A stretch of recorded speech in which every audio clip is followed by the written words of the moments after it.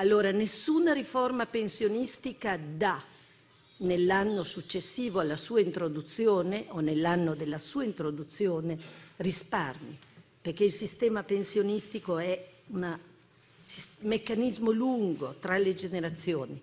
E allora abbiamo dovuto, e questo sì che ci è costato anche psicologicamente, chiedere un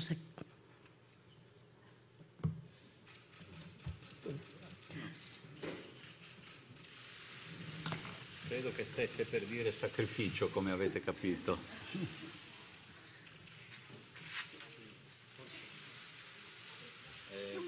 Posso... Sì.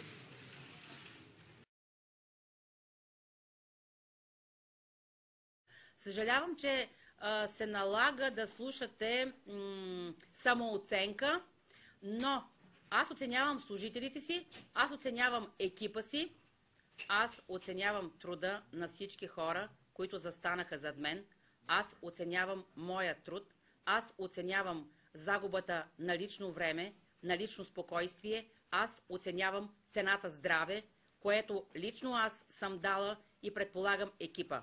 Всеки ден аз съм си тръгвала от тук в 8 часа и го декларирам.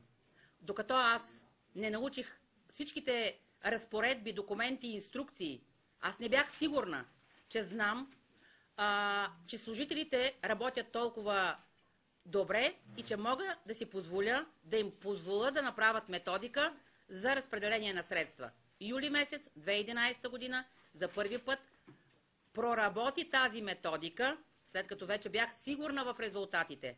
Аз вярвам, че вие, повечето сте млади хора, като хора, които искаме наистина да принадлежим към това голямо семейство на Европейския съюз, сме достойни да оценяваме труда си. Когато един човек не може да оцени себе си, той не може да иска обществото да го оцени. Когато един човек не може достойно да застане за това, което служителите са направили и да ги защити, той е лицемер.